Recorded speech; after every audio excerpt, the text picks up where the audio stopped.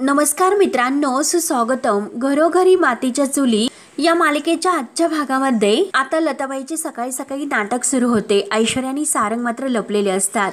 तेव्हा लगेच आता लताबाई ही जानकीला म्हणत असते की सुनबाई, अगं सुनबाई, झाली की नाही तुझी सकाळ? अगं वाजलेत किती? मला काही सासूबाईला चहा पाणी वगैरे नकोय का? लगेच जानकी म्हणते की हो ना, सुनेने मात्र सासू सासऱ्यांना चहा पाण्याचं विचारायचं हे सुनेचं कर्तव्य आहे. आणि सकाळीच मात्र मी माझ्या सासू सासऱ्यांना चहा पाण्याचं विचारलं आणि त्यांना चहा पाणी सुद्धा दिले. जे माझं कर्तव्य होतं ते कर्तव्य मी अगदी पूर्ण केलेलं आहे. त्यावर आता हे ऐकून लगेच ही लताबाई म्हणते की हो का, की अगं म्हणजे तू नानासाहेब आणि सुमित्राबद्दलच बोलते का? तेव्हा जानकी म्हणते की हो अर्थातच. तेव्हा लगेच आता लताबाई तिला म्हणते की अगं सुमित्रा आई ह्या तुझ्या सख्या सासूबाई नाहीत, त्या सावत्र सासू आहेत. मी मात्र तुझी सख्खी सासू आहे. त्यामुळे अगोदर मात्र चहा पाण्याचं तू माझं बघितलं पाहिजे, माझ्याकडे लक्ष द्यायला हवे. तेव्हा आता सारंग आणि ऐश्वर्या हे अगदी तेथे घराच्या बाहेर झाडामध्ये बसून हे सर्व बघत असतात. आणि आता लताबाई बरोबर जानकीला अगदी वठणीवर आणत असते, म्हणून त्यांना खूप आनंद होत असतो. तेव्हा जानकीला राग येतो. जानकी लगेच आता रागाने आत जाते. तेव्हा मात्र लताबाई घाईघाईने बाहेर येते ऐश्वर्या आणि सारंग जवळ. ऐश्वर्याला म्हणते की अगं बबडी बबडी, त्या जानकीला मी चांगलंच खसकावलं. तेव्हा आता ऐश्वर्या लगेच खुश होते. तर मला अगदी चुरू करत होती, म्हणून मी तिला अगदी माझ्यासाठी चहा बनवायला सांगितला. काय मी बरोबर केलंस ना? तेव्हा आता ऐश्वर्या म्हणते की हो, एकदम बरोबर केलंस. तेव्हा मात्र आता लताबाई विचारते की काय, पण तुम्ही दोघे इकडे काय करतात बरं?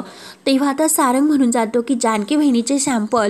आता ऐश्वर्या जोरात सारंगच्या पाठीत मारते आणि मच्छर असं म्हणते आणि दोन्ही हातावर हात मारत आता सारंगकडे रागाने बघत मच्छर मच्छर करत असते. कारण सारंग बोलून गेलेला असतो की जानकी बहिणीचे सॅम्पल, आणि हे मात्र लताबाईला सांगून द्यायचे नसते. तेव्हा आता लगेच लताबाई विचारते की जानकीच्या सॅम्पलबद्दल तुम्ही काय बोलत होतात? तर ऐश्वर्या मुद्दा म्हणते की छे अगं तू आई लक्ष देऊ नकोस. बघ ऋषिकेश दादांच्या केसाचे जे काही शॅम्पल आहेत तर आता तेथे मात्र मला माझ्या जे काही केसांचे शॅम्पल आहेत तर ते ठेवावे लागतील. आणि हे बघ अगं त्या शॅम्पलची आदलाबदल कशी करायची याचा मात्र आम्ही विचार करत होतो. तेव्हा आता लताबाई म्हणते की हो नक्की तू त्याबद्दल विचार कर आणि नक्कीच तू चांगला मार्ग काढशील बरं का बाळा. आणि हे बघ आई, सारखं बाळा करू नकोस, मी तुला अगोदरच सांगितलेलं आहे. तेव्हा मात्र आता ऐश्वर्या, लताबाई आणि सारंग जेव्हा बोलत असतात तेवढ्या सुमित्रा बाहेर येते आणि सुमित्रा मात्र आता ह्या तिघांना एकत्र पाहते. तेव्हा आता ऐश्वर्याचं लक्ष जाते की सुमित्रा आली म्हणून, आणि सुमित्राचं लक्ष आपल्याकडे आहे म्हणून लगेच आता ऐश्वर्या जोरात लताबाईवर भडकते. आणि काय हो सारखं तुम्ही मला अगदी गोडी गुलाबीने बोलायला येतात, नक्की तुम्हाला काय म्हणायचं आहे? आणि हे बघा माझ्याशी बोलण्याचा प्रयत्न करू नका, आणि दुसऱ्यांच्या संसारावर डोळा ठेवून आहात ना तुम्ही. हे बघा तुम्ही कितीही आता पार्वती आहात हे सिद्ध करण्याचा प्रयत्न जरी केला तरी सुद्धा माझा तुमच्यावर विश्वासच नाही, हो की नाही सारंग? तेव्हा सारंग आता हो आणि तत मम करत असतो. सुमित्रा आता हे सर्व बघते आणि तिला आता लताबाईचाच राग येतो. सारंग म्हणतो की हो ना, ऋषिकेश दादा आणि जानकी बहिणी तुमच्या बाजूने असतील, परंतु आज मात्र मी तुम्हाला खडसावून सांगतो की मी आणि माझी बायको ऐश्वर्या माझ्या आईच्या बाजूने आहोत. आता मुद्दाम ते सुमित्राला अगदी काही संशय येऊन न देण्यासाठी असं लताबाईला बोलत असतात. लताबाई आता यांच्याकडे आश्चर्याने बघत असते की नक्की यांना अचानक काय झाले, कारण तिने अजूनपर्यंत सुमित्राला बघितलेले नसते. तेव्हा आता लताबाई म्हणते की ऐश्वर्या, तेव्हा ऐश्वर्या म्हणते की लांब राहायचं, माझ्या जवळ सुद्धा यायचं नाही. एकतर अगोदर त्या जानकीने माझ्यावर आरोप तर केलेच आहेत की मी तुम्हाला घरात घेऊन आले ते पण काही नसताना. माझ्यापासून तू कायमचं लांब राहायचं, आणि बघतेस काय माझ्याकडे, जा इथून जा म्हटले ना मी तुला. आता लताबाईला काहीच कळत नसतं, ती आश्चर्याने पाहतच असते. परंतु आता लताबाई जायला तयार नसते. तर ऐश्वर्या मुद्दाम सारंगला म्हणते की हे बघा ही बाई आपलं काही ऐकणार नाही, आपणच आता एकदाचे आत जाऊयात. म्हणून आता जेव्हा ते दरवाजाजवळ येतात तर सुमित्रा तेथेच उभी असते. ऐश्वर्या लगेच आता नाटक करत म्हणते की आई, आणि आई चला बरं आतमध्ये, म्हणून सुमित्राला प्रेमाने आतमध्ये घेऊन जाते. तेव्हा आता लताबाईला खूप वाईट वाटतं. लताबाई म्हणते की मान्य आहे की खरंच ऐश्वर्या माझी मुलगी आहे, पण तरीसुद्धा ती माझ्याशी असं का वागते? लताबाईचे डोळे भरून येतात. परंतु शेवटी आता लताबाई विचार करते आणि स्वतःलाच दोषी देते, कारण आता बरोबर आहे, हा प्रसंग आहे तो मीच तिच्यावर आणलेला आहे, तर माझ्यामुळेच तिच्यावर आता हा प्रसंग आलेला आहे, तेव्हा शेवटी ती रागावणारच, हे बरोबर आहे तिचे. तेव्हा लगेच आता लताबाई आपल्या डोळ्यातील पाणी पुसते, कारण जानकी तिच्यासाठी चहा घेऊन आलेली असते. जानकी आता लताबाईच्या डोळ्यातील पाणी जेव्हा बघते आणि विचारते की हे काय, तुमच्या डोळ्यामध्ये चक्क पाणी. तेव्हा आता लताबाई म्हणते की कुठे काय, म्हणून ती आता नाही असं म्हणते. तेव्हा जानकी म्हणते की हे बघा, कधी कधी खोटं बोलणाऱ्या माणसाला सुद्धा खोटं बोलता येत नाही, त्यांचं खोटं पकडलं जातं. बघा, मला सगळं काही कळलेलं आहे की कारण ऐश्वर्या तुमच्यावर ओरडलेली आहे, त्याचंच तुम्हाला खूप वाईट वाटतं ना. आणि हे बघा, तुम्ही ऐश्वर्याचं ऐकून या घरात तर आलात, मग त्रास तर तुम्हाला होतच राहणार, कारण तुम्ही तिचं ऐकले. हे बघा, तुम्हाला माझं म्हणणं पटत नव्हते, तर आता लवकरच सर्व काही कळेल, तुम्ही किती चुकतात ते. आणि हे बघा, चहा घ्या, चहा गार होतोय. तेव्हा आता लगेच जानकी आत निघून जाते, तर लताबाई तिच्याकडे बघतच असते. त्यानंतर आता जानकी रूममध्ये येते. रूममध्ये आल्यानंतर आता ऋषिकेश तेथेच उभा असतो. तर आता जानकी म्हणत असते की पाऊस येण्या अगोदर कपडे जरा अगदी. तेव्हा लगेच आता ती समोर ऋषिकेशला बघते आणि ऋषिकेशला विचारते की काय हो ऋषिकेश, काय झाले. तेव्हा आता ऋषिकेश म्हणतो की अगं, ते माझे केसांचे सॅम्पल आहेत, कारण आता सकाळीच लॅबमधून लोक येतील, म्हणून आत्ताच सकाळी ते तयार करून ठेवलेत. तेव्हा लगेच आता जानकी म्हणते की हो, जपून ठेवा. तेव्हा लगेच आता ऋषिकेश म्हणतो की जानकी, हे बघ, आपल्या घरामध्ये जो काही आता सध्या मोठा प्रॉब्लेम सुरू होणार आहे तर तो सॉल्व्ह होईल, कारण लवकरच आता ते लॅबमध्ये जे काही सॅम्पल आहेत चेक करण्यासाठी गेलेले आहेत, तर त्याचे लवकरच रिपोर्ट येतील आणि सत्यही बाहेर येईल. वर आता जानकी म्हणते की हो ना ऋषिकेश, कारण आत्तापर्यंत मला जो काही संशय होता की ती बाई पार्वती नाही म्हणून मला शंका होती, परंतु दिवसेंदिवस मात्र माझी ती शंका आहे तर ती अगदी संशय दिवस आता ती खात्रीत बदलत चाललेली आहे. त्यावर आता ऋषिकेश विचारतो की म्हणजे काय, तर लगेच आता जानकी म्हणते की हे बघा, म्हणजे एरवी मात्र त्या बाई माझ्यावर खूप आरडाओरड करत होत्या, परंतु आज मात्र ऐश्वर्या ही त्यांच्यावर ओरडली आणि त्या मात्र रडत होत्या. तेव्हा आता हे ऐकून आणि अचानक मात्र त्या इतक्या शांत झाल्या, तर आता त्यांच्या डोळ्यामध्ये पाणी सुद्धा इतकं आलं होतं, इतकं रडायला त्यांना आलं होतं. तेव्हा हे बघा ऋषिकेश, खोटारड्या माणसांच्या डोळ्यामध्ये असा सच्चेपणा मी पहिल्यांदा बघितला. त्यावर लगेच आता ऋषिकेश म्हणतो की म्हणजे त्या मनापासून रडल्या तर. त्यावर आता जानकी म्हणते की हे बघा ऋषिकेश, मला हेच नाही कळत की आतापर्यंत त्या जे काही वागतात ते खरं आहे की त्यांच्या डोळ्यातील पाणी खरं आहे, पण कुठेतरी मला मनातून हेच वाटतं की नक्की त्यांना कोणीतरी फसवण्याचा प्रयत्न करतंय म्हणून. त्यावर आता ऋषिकेश म्हणतो की बघूयात की जे काही आहे ना लवकरात लवकर ते शेवटी समोर येईलच. तेव्हा आता ऋषिकेश म्हणतो की अगं, पण अजूनपर्यंत लॅबमधून लोक का आले नसतील ते जरा बघूयात. सारंगने हे बघितलेलं आहे की दादाने मात्र जे केसांचे सॅम्पल आहेत तर ते ड्रॉवरमध्ये ठेवलेले आहे. आता सारंग यांचं हे बोलणं सर्व काही ऐकतो आणि बोलणं ऐकून आता जे केसांचे सॅम्पल सुद्धा कुठे ठेवलेले आहेत घाईने ते ऐश्वर्याला सांगायला जातो. त्यानंतर आता सुमित्रा ऐश्वर्याला म्हणत असते की बरं झालं तू तिच्यावर इतकी रागावलीस, कारण तिचं जे काही आहे ते ऐकून घ्यायला तयार नाही. त्यावर आता ऐश्वर्या म्हणते की हे बघा, आम्हाला हे पूर्ण माहिती आहे की ती बाई आहे तर तिची बाजू आपल्या घरामध्ये स्ट्रॉंग करण्यासाठी येथे बसलेली आहे. ती माझ्याशी इतकी गोड गोड बोलत होती, मला स्वतःच्या बाजूने करण्याचा प्रयत्न करत होती. आणि हे बघा आई, मी काही जानकी नाही लगेच तिच्यावर विश्वास ठेवायला आणि तिच्या बाजूने कन्व्हिन्स व्हायला. त्यावर आता सुमित्रा लगेच ऐश्वर्याचं गुणगान गायला सुरुवात करते आणि म्हणते की हे बघ अगं ऐश्वर्या, मला तुझं फार कौतुक वाटतं ग, नाहीतर या माझ्याच घरामध्ये मला इतका परकेपणा जाणवतोय. अगं, तू बघतच आहे ना, ती बाई पार्वती आहे हे सिद्ध करण्यासाठी घरातल्या प्रत्येकाची किती धावपळ होते म्हणून. त्यावर आता ऐश्वर्या म्हणते की आई, तुम्ही अजिबात काळजी करू नका, कारण एकदा की सगळ्यांचे DNA चे रिपोर्ट आले तर सगळ्यांचे तोंड अगदी थांबतील, म्हणजे प्रयत्न बंद होतील आणि लवकरात लवकर ती बाई आपल्या घरातून सुद्धा निघून जाईल. त्यावर आता सुमित्रा म्हणते की अगं, जर हे सिद्ध झालं की ती बाई पार्वती आहे तर मग काय करणार आपण, म्हणजे हे फक्त माझं घर, माझी माणसं आणि हे सगळं काही आहे त्या सगळ्यावर मात्र ती तिचा हक्क दाखवेल. त्यावर आता ऐश्वर्या म्हणते की हे बघा असं काही होणार नाही आणि समजा हे बघा ती जर बाई पार्वती असेल तरी सुद्धा आई तुमचा या घरावरचा जो हक्क आहे तर तो कमी नाही होणार। आणि हे बघा आई मी तुम्हाला सांगते की मी आणि सारंग कायम तुमच्या बाजूने असू। आणि तेवढ्याच समोरून आता सारंग येतो। सारंग मात्र ऐश्वर्याला हळूच खुणावत असतो। तेव्हा आता ऐश्वर्याचे लक्ष सारंगकडे जाते। तेव्हा लगेच आता ऐश्वर्या आईंना म्हणते की आई तुम्ही येथे मात्र अगदी छान या थंड हवेत बसा, जरा मी आलेच, माझं थोडंसं काम आहे। तेव्हा आता ऐश्वर्या सारंग जवळ येते आणि सारंगला म्हणते की सारंग काय झालं, तुम्ही असे खानाखुना का करतात? तर सारंग म्हणतो की ऐश्वर्या तुम्ही आत्ताच्या आत्ता आपल्या रूममध्ये चला बरं, चला लवकर, अगदी मला तुम्हाला काहीतरी सांगायचं आहे। म्हणून तो आता ऐश्वर्याला घेऊन आतमध्ये येतो। तेव्हा आता ऐश्वर्याला सांगतो की दादाने मात्र ड्रॉवरमध्ये आता ते सॅम्पल ठेवलेले आहेत। तेव्हा लगेच ऐश्वर्या खुश होते। ऐश्वर्या म्हणते की अच्छा म्हणजे ऋषिकेश दादांनी तेथे सॅम्पल ठेवले तर, परंतु आता मात्र त्या बाईला मला कामाला लावावं लागेल। परंतु सारंग अहो ती बाई आहे तरी कुठे? किंवा मात्र आता लगेच ऐश्वर्या म्हणत असते की येईल काय? सारंग म्हणत असतो की हो येईलच। आणि तेवढ्यात आता लताबाई दरवाजात येते डोळ्यातील पाणी वगैरे पुसून। ऐश्वर्या म्हणते की आली आणि दरवाजा लावून घेते। सारंग आणि ऐश्वर्या तिचीच वाट बघून असतात। तर सारंग आता लताबाईला म्हणतो की या सासूबाई इकडे या। तेव्हा आता लगेच लताबाई विचारते की काय झाले? तर ऐश्वर्या सांगायला सुरुवात करते की हे बघ आई, परंतु आता लताबाई जे काही रडत आहे तर ते बघून ऐश्वर्या विचारते की काय ग काय झाले? आई तू का रडतेस बरं? कोणी काही तुला बोलले का असं विचारते। तर सारंग सुद्धा विचारतो की जानकी बहिणी तुम्हाला काही बोलले की काय?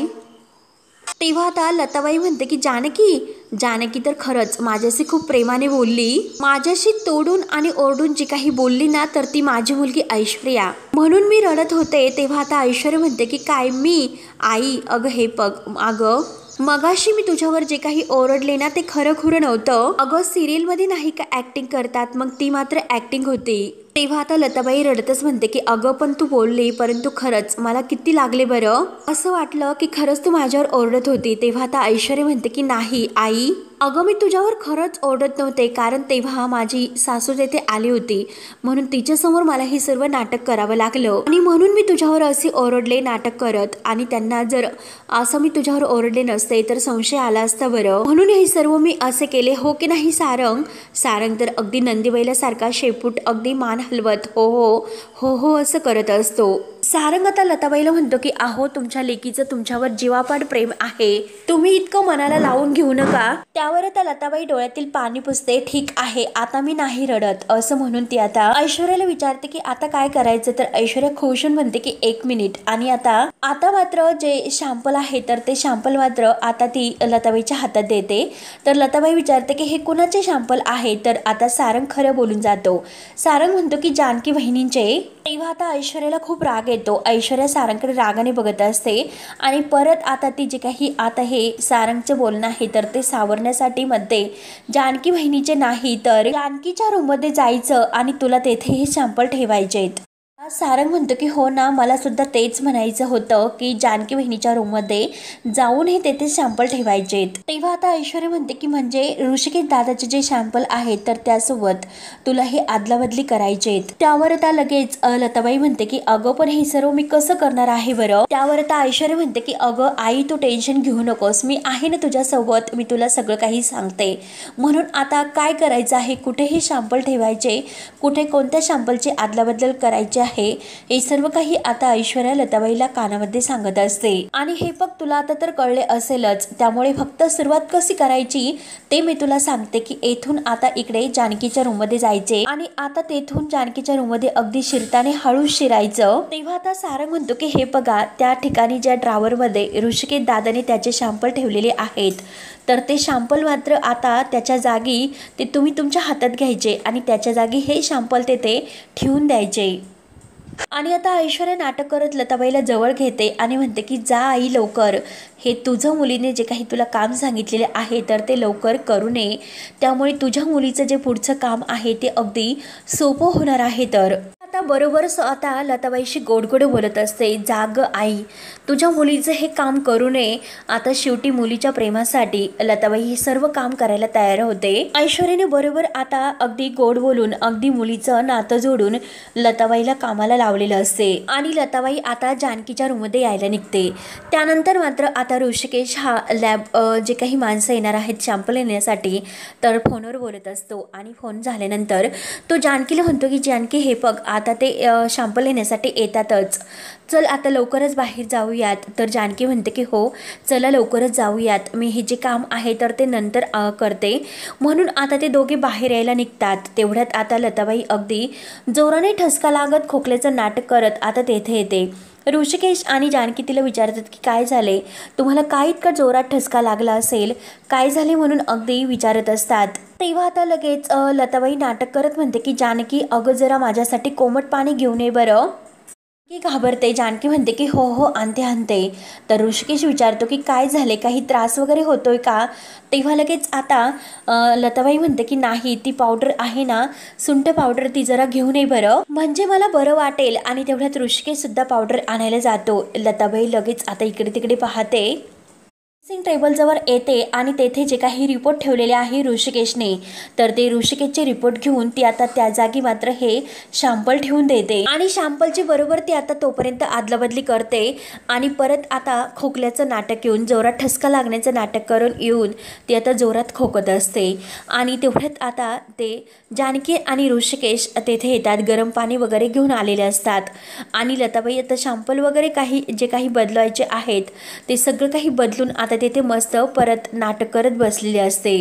तेव्हा आता जानकी आणि ऋषिकेश लताबाईची खूप काळजी घेत असतात, तिला पाणी पाजतात, तिला खाली बसायला सांगतात आणि आता जानकी आपल्या हाताने सुंठ पावडर सुद्धा देते. तेव्हा आता ऐश्वर्या आणि सारंग अगदी बाहेर दरवाजात उभं राहून हे चोरून बघत असतात, ऐकण्याचा प्रयत्न करत असतात की नक्की काय चालू आहे ते. तेव्हा मात्र आता लताबाई त्या दोघांकडे बघत असते आणि लताबाईला आता ह्या दोघांचं प्रेम काही वेगळं वाटते. ती म्हणते की खरंच किती प्रेमळ आहे आणि किती मनापासून माझी काळजी घेतात. आणि तेवढ्यात मात्र आता दरवाजाची बेल वाजते तर सारंग आणि ऐश्वर्या धावतच खाली येतात.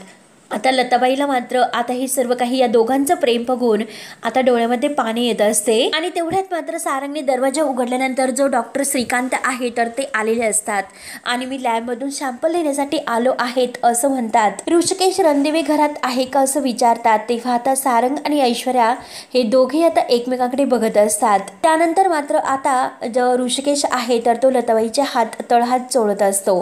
जानकी अगदी वारा घालत असते, इतकी काळजी मात्र ती घेत असते. लताबाईला आता हे सर्व प्रेम बघून खूपच रडायला येत असते. आपण यांना किती फसवतो आणि हे आपल्याशी इतकं प्रेमाने वागतात त्याचं गिल्टी फील मात्र आता तिला वाटत असते. कारण ऐश्वर्या तर कायम तोऱ्या ताठ्यातच बोलत असते, परंतु जानकीला किती प्रेम आणि किती माया आहे. त्यानंतर मात्र आता इकडे ही ऐश्वर्या आता त्या लॅबवाली डॉक्टरांकडे बघतच असते. तर सारंग म्हणतो की हो या ना तुम्ही आतमध्ये, मी त्यांना बोलावून घेऊन येतो. तेव्हा लगेच आता सारंग ऋषिकेशला बोलवायला आता तो आत येत असतो आणि ऐश्वर्या आता त्या डॉक्टरांना म्हणते की मी तुमच्यासाठी पाणी घेऊन येते. तोपर्यंत लताबाई आता जानकीचा आणि ऋषिकेशचा आपल्या हाताने गोड असा पापा घेत असते, कारण त्यांच्याबद्दल आता तिला खरंच प्रेम वाटत असते. तेव्हा आता जानकी आपल्या हाताने लताबाईला पाणी पाजत असते. तेव्हा लगेच सारंग येतो. सारंग म्हणतो की अरे दादा ते डॉक्टर श्रीकांत आलेत, DNA सॅम्पलसाठी तू त्यांना बोलावलं होतं ना तर ते आले. तेव्हा आता ऋषिकेश म्हणतो की आलो चल ना तू बाहेर. तेव्हा लगेच आता सारंग बाहेर जातो. तेव्हा ऋषिकेश आता लताबाईला बाहेर घेऊन जात असतो आणि जानकीला म्हणतो की हे बघ जानकी, येताना तू मात्र माझे सॅम्पल घेऊन ये. तर जानकी म्हणते की हो येते येते. जानकी ते सॅम्पल घेते आणि बाहेर येते. तेव्हा मात्र आता ऋषिकेश आणि लताबाई हे खाली आलेलेच असतात आणि जानकी सुद्धा त्यांच्या पाठीमागे येते. ऋषिकेश आता डॉक्टरांना नमस्कार वगैरे घालतो आणि त्याच्या स्वतःची ओळख करून देतो की मी ऋषिकेश रणदिवे, मी तुम्हाला फोन मीच केला होता म्हणतो. तेव्हा लगेच आता जे सॅम्पल आहे तर ते सॅम्पल जानकी घेऊन येते. डॉक्टर विचारतात की जे सॅम्पल घ्यायचे होते ते तुम्ही अगदी गोळा करून ठेवलेत का. तेव्हा आता सॅम्पल तयार आहे. डॉक्टर म्हणतात की नसेल तर मी तयारी करतो. तेव्हा ऋषिकेश म्हणतो की नाही तयारच आहे. आणि आता ऋषिकेश पार्वती म्हणजे ह्या लताबाईला म्हणतो की हे बघ आई तुझे सॅम्पल दे. तर लताबाई आता खुशच म्हणते की हो हो आणते आणते. लताबाई तिचे सॅम्पल घ्यायला जाते तर ऋषिकेश आता जानकीच्या हातातील सॅम्पल घेतो तेव्हा आता दोघेही ते सॅम्पल आता डॉक्टरांच्या हातात देतात। तेव्हा आता सॅम्पल चेक करायला निघणार असतोच लगेच जानकी थांबवते। जानकी म्हणते की 1 मिनिट, जे अगोदर आपण सॅम्पल घेतले होते ते सॅम्पलची काय गरज आहे चेक करण्यासाठी, आपण आता पुन्हा समोरासमोर नवीन सॅम्पल घेऊयात। तेव्हा आता लगेच ऐश्वर्या विचारते की म्हणजे काय, तर लगेच आता जानकी म्हणते की हे बघा तुम्ही सुद्धा येतेच आहात, माझा नवरा सुद्धा येतेच आहे आणि माझ्या सासूबाई सुद्धा, तर मात्र सॅम्पल हे समोरासमोर का आपण घेत नसेल। तेव्हा आता लगेच लताबाईला तर धक्काच बसतो। ऐश्वर्या आणि सारंग यांचे सुद्धा चेहरे अगदी फिके पडतात। तर जानकी आता डॉक्टरांना विचारते की आता सॅम्पल घेतले तर चालतील ना, तेव्हा डॉक्टर म्हणतात की हो चालेल। तेव्हा जानकी आता खूप खुश होते, कारण जानकीला तर ऐश्वर्या आणि सारंग यांचा संशय असतो की नक्की यांनी सॅम्पल बदलले असणार, म्हणून आता जानकी खुश होत ऋषिकेश आणि लताबाई यांना ते सॅम्पल देण्यासाठी सांगते। एकदा की सर्वांसमोर हे सॅम्पल अगदी दिले तर ते डायरेक्ट लॅबमध्ये जातील, त्यामुळे घोळ होण्याचा तर काही प्रश्न येणारच नाही, हो की नाही ऐश्वर्या। तेव्हा ऐश्वर्या आता घाबरतच बघत असते की नक्की ह्या जानकीला हे काय अगदी सुचलं असेल, मध्येच कोलमडली कुठली, कारण आता इतकी तयारी करून सुद्धा शेवटी तो प्लॅन आहे तर तो हिच्यामुळे फ्लॉप झाला, मग आता आपल्याला दुसरं काहीतरी करावे लागेल, म्हणून आता लगेच जानकी ही खुश होत म्हणत असते। लताबाई म्हणते की अगं हे सर्व करण्याची काय जानकी गरज आहे, अगं हे बघ, अगं आत्ता एकदा दिले आपण पॉकेटमध्ये सॅम्पल चेक करण्यासाठी, आणि हल्ली तर खूप माझे केस खूप गळतात, कशाला मला उरलेले केस उपटायला सांगते, अगं खरंच माझं डोकं किती दुखेल, मला त्रास होईल, तू याचा विचार कर ना जानकी। तेव्हा आता जानकी म्हणते की अहो काय इतकं घाबरतात तुम्ही, त्यात काळजी करण्यासारखं काही नाही आणि टेन्शन घेण्यासारखं, त्रास सुद्धा तुम्हाला काही होणार नाही, फक्त आणि फक्त त्यांना सगळ्यांच्या समोर तुमचे 2 केस द्यायचे आहेत, बाकी काही टेन्शन घेऊ नका। का आत्ताच तुम्ही म्हणतात की माझे केस गळतात, मग ते केस गळून वाया जाण्यापेक्षा आहे तर ते सॅम्पलसाठी डॉक्टरांना उपयोगी पडतील, मग ते बरोबर नाही का, काही चुकीचं बोलतात का। आणि काय ऋषिकेश हे बघा, तसंही आजकाल पडद्यामागे नक्की काय घडते हे कुणालाच माहिती नसते, त्यामुळे सगळं काही अगदी समोरासमोर व्हायला हवे, डोळ्यांसमोर जे काही होईल ते सगळ्यांच्या डोळ्यासमोर व्हायला हवे, आणि त्यामुळे काही प्रॉब्लेम नाही येणार। आणि डॉक्टरांना आता लगेच जानकी सॅम्पल घेण्यासाठी सांगते। तेव्हा आता जानकी ही लताबाईला बसायला सांगते। शेवटी लताबाई आता इतकी घाबरलेली असते, सारंग आणि ऐश्वर्या सुद्धा, शेवटी लताबाई आता नाईलाजाने त्या खुर्चीवर पुन्हा बसते। शेवटी आता लताबाई डॉक्टरांसमोर बसल्यासमोर डॉक्टर आता लताबाईच्या केसांचे सॅम्पल घेतात। लताबाई आता अंग चोरत असते, एकतर तिला टेन्शन असते की आता ह्या जानकीने हे काय केले, आणि ऐश्वर्याला तर खूपच टेन्शन येते की जानकीने आता हे सॅम्पल शेवटी बदलवले, आणि आता सगळ्यांच्या समोर मात्र त्यांचे ओरिजिनल सॅम्पल घेतलेत। तेव्हा आता लताबाईचे सॅम्पल घेतल्यानंतर ऋषिकेशला बसायला सांगतात। ऐश्वर्या आणि सारंग तर खूपच घाबरलेले असतात की नक्की आता काय करायचं, आता हे सॅम्पलचे रिपोर्ट कसे बदलायचे हाच प्रश्न त्यांच्या समोर उभा असतो। शेवटी आता ऋषिकेशचे सुद्धा सॅम्पल घेतले जातात, आणि ऋषिकेश आता तेथून उठतो आणि त्या सॅम्पलवर नाव ठेवून आता ते जे काही बॉक्स आहे तर त्यामध्ये ठेवून देतात डॉक्टर। आणि जानकी ऋषिकेशला म्हणतात की हे बघा DNA सॅम्पल तर घेऊन झालेले आहेत। तेव्हा आता जानकी म्हणते लवकरात लवकर आता हे DNA जे काही सॅम्पल आहे तर त्याचे रिपोर्ट्स आल्यानंतर सर्व काही लवकरात लवकर क्लिअर सुद्धा होईल। आणि ऐश्वर्या आता जानकीकडे बघूनच असते, तर जानकी खुश होत त्यांच्याकडे बघत असते। तर मित्रांनो, शेवटी हा भाग येथे संपतो। पुढील भागामध्ये आता जानकी ही भाजी वगैरे म्हणजे चिरत असते, आणि तेवढ्यात तेथे लताबाई येते। लताबाई आता जानकीला म्हणते की काय ग, तुला काय वाटलं की मी सॅम्पल बदलले होते का, तर आता जानकी म्हणते की वाटायला काय पाहिजे, हे सर्व तर तुम्हीच केले। आणि हे बघा, लताबाई तर आता पूर्ण घाबरून जाते। तर जानकी आता कमरेला पदर खोचत म्हणते की हे बघा, ज्या मुलीवर तुम्ही इतका विश्वास ठेवता तर तिच्यावरच कुणाचा विश्वास नाही, म्हणून हे सर्व तुम्हीच केलेलं आहे। आणि ज्या मुलीवर तुम्ही विश्वास ठेवता कारण ती मुलगीच कुणाच्या विश्वासाच्या लायकीची नाही। आणि तेवढ्यात मात्र आता कावेरी ही रणदिव्यांच्या घरात येते, आणि आता लताबाईच दरवाजा उघडते। लताबाई आता कावेरीला विचारते की कोण तुम्ही। तेव्हा आता कावेरी सांगते की या घरची विहीनबाई म्हणजे मी माझ्या लेकीला इथे भेटायला आले। तेव्हा आता लगेच लताबाई विचारते की कोण तुझी लेक आहे या घरामध्ये। तेव्हा आता ऐश्वर्या आणि सारंग हे सर्व जेव्हा बघतात तर त्यांना अगदी धक्काच बसतो। कावेरी आता तेथे आलेली आहे हे बघून मात्र आता ऐश्वर्याच्या पायाची जमीन सरकते। त्यानंतर सुमित्रा आता जानकीला म्हणते की हे बघ, तू जर म्हटली तसं घडले, आणि जर तसे नाही घडले तुझ्या म्हणण्याप्रमाणे तर मात्र तुला हे घर सोडून कायमचं जावं लागेल। तेव्हा आता सुमित्राचा हा निर्णय ऐकून जानकीला खूप मोठा धक्का बसतो। तेव्हा मात्र पुढे काय होईल हे पाहण्यासाठी आपल्या चॅनलला नक्की सबस्क्राईब करत राहा। धन्यवाद।